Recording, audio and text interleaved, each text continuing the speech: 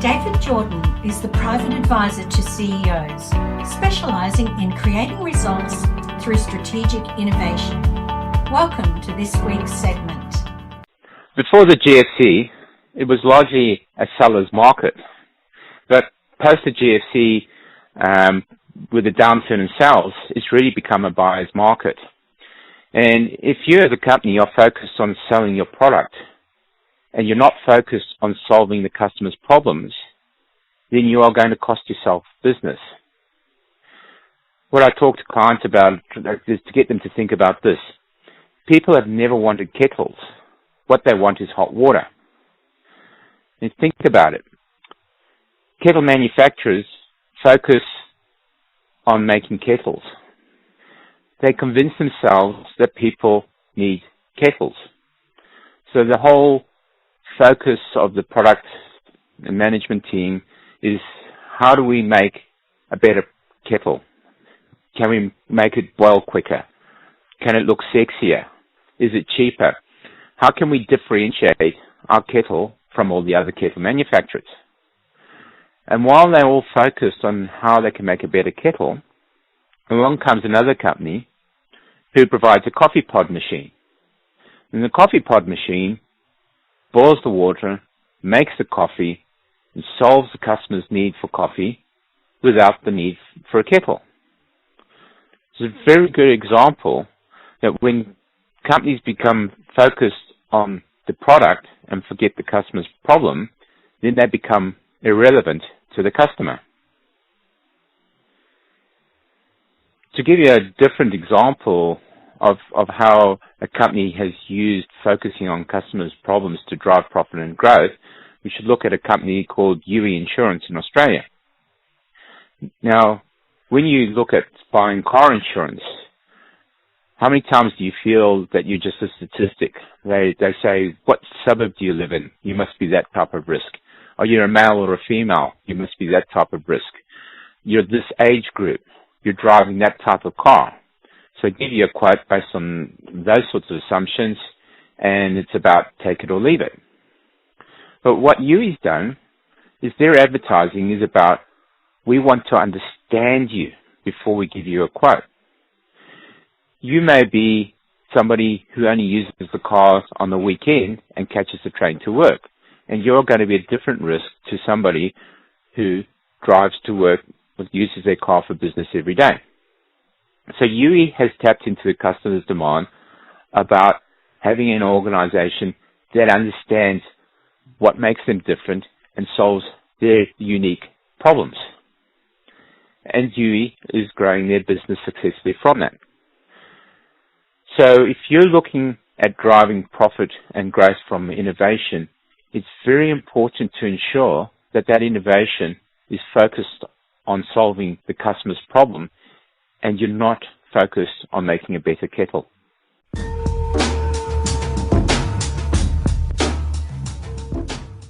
One of the major innovations that companies are investing in to try and understand the customer, to identify market trends and opportunities, is big data.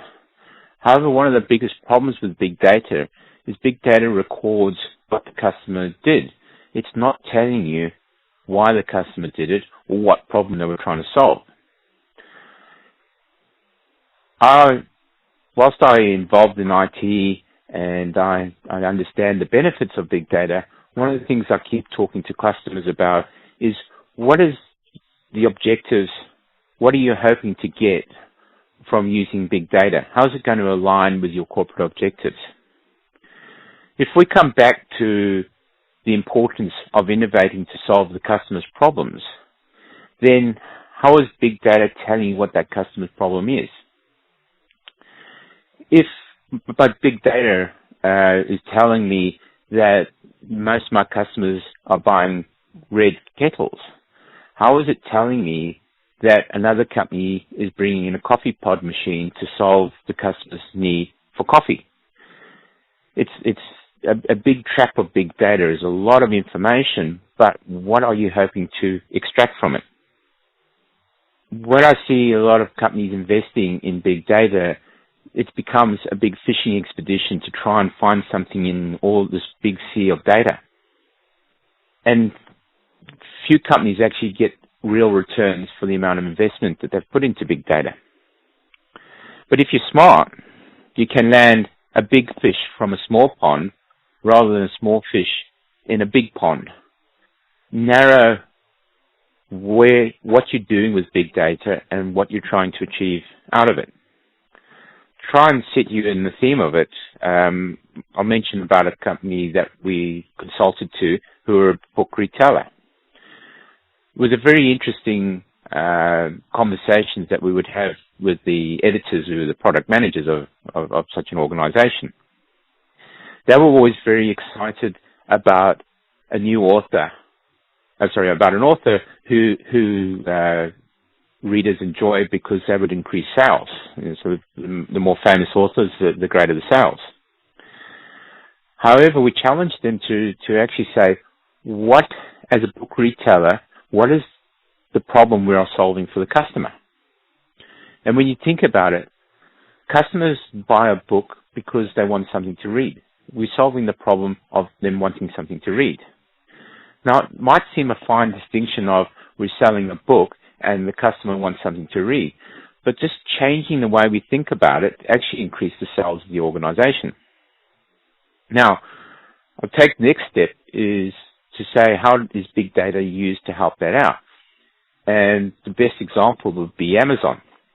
Now, Amazon uses big data to understand what authors most readers like to read, and they do use it to do things like pricing the books accordingly.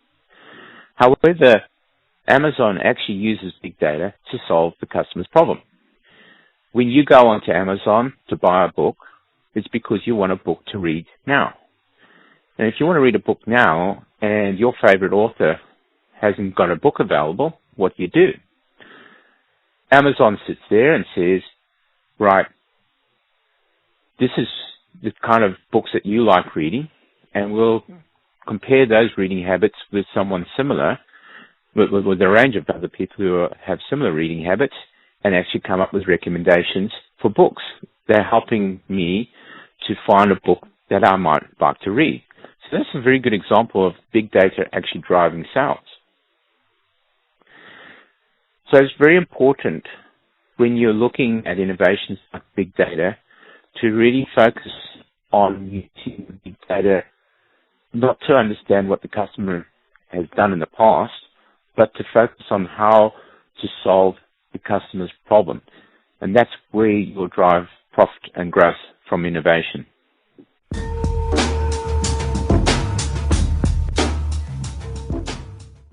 I frequently express in these blogs the importance of understanding what the customers want when you're driving innovation. But the biggest difficulty that you have is that customers don't always know what they need or what their real problem is. So Henry Ford, who made cars affordable to the masses, raised the famous quote, "If I asked customers what they wanted, they would have asked for a faster horse." What he was trying to express is the problem is that customers only know within their knowledge base. It's very difficult to ask them about something that they are not aware of. They don't know what that problem is. And when you think about innovation is talking about something new. So if it's talking about something new, then your customer isn't really going to understand it or be aware of it. A very good example of that would be Steve Jobs when he introduced the iPhone. He couldn't go to customers and say, "Do you need an iPhone?" Nobody's ever heard of an iPhone. Nobody's ever seen an iPhone. How could they respond to that question? What Steve Jobs was really focused on was to actually understand what the customer's problem was. Pushing out to customers and asking them, what are the problems that you have using a mobile phone? Customers would respond, the screen's too small, the apps are hard to use, it's hard to send a message, and so on. And that feedback is what Steve Jobs used to actually design the iPhone. So he didn't ask the customer if he wanted an iPhone, try to understand what were the customer's problems so they could design an iPhone that would solve the customer's problems. The issue then becomes a challenge is how do you ask customers what the problems are? And it's really important to put effort into market research or surveys. One of the things I find frustrating, and I'm sure you do, is when you get a survey asking for your feedback, but they don't ask the questions in a way that you can give feedback. It's sort of like a question of which color do you prefer, red or blue? Where market research would tell the product manager, look, majority of customers might prefer red. But in reality, the majority of customers would prefer black, but we didn't ask them the question. So one of the difficulties is really putting a lot of time and effort into making sure that you are finding out what the customer's problems are and not driving the research into how you think the product should be or asking questions of the customer, what do you think of our product?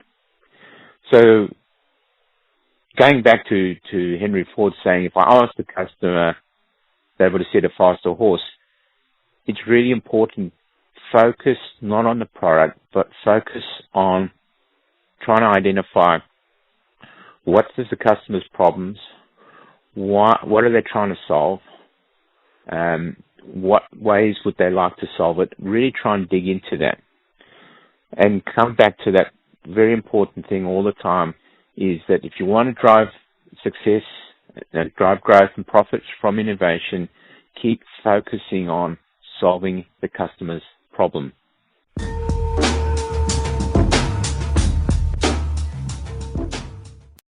It's very important for many companies to really focus on not abusing their position as being a middleman, but really to start adding value.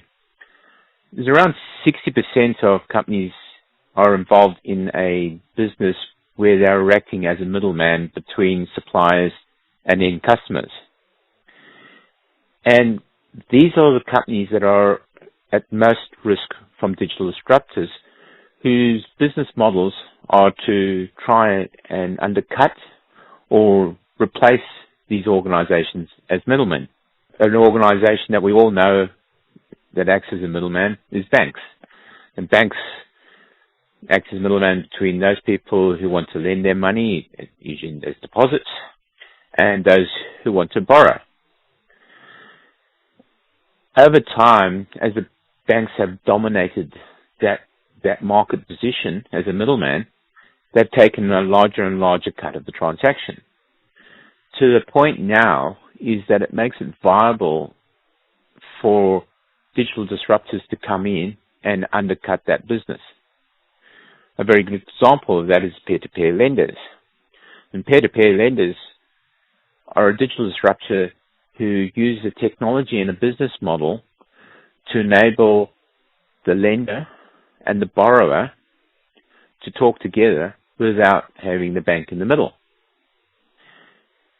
Not only do they avoid the middleman, but they share the savings of the technology with the lender and the borrower.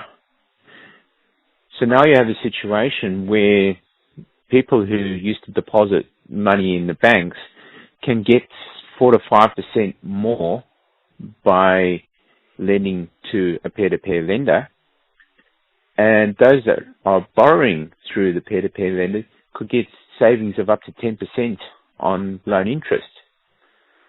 This makes it a very powerful replacement to the banks, and it is a good example of how digital disruptors can have a significant impact on the margin that you've managed to grow from controlling a market channel. So the saying is there are many organizations in having a contractual control of a channel have managed to build reasonable sized margins. But the problem is that digital disruptors are going around those contractual provisions. So I may have the marketing rights for a product in Australia, but my customer can go and order that product from the United States through the internet. Now, even if the United States company could say, look, we're not going to deliver to addresses in Australia to try and protect our distributor, there are all these companies that have been set up to being a mailing address in the United States who then will ship the product onto the customer in Australia. So digital disruptors keep going around those controls. And if you think that across the world, governments are having difficulties trying to protect the regulated taxi markets from a digital disruptor such as Uber, then that challenge is even greater for companies trying to use contractual positions to control a channel.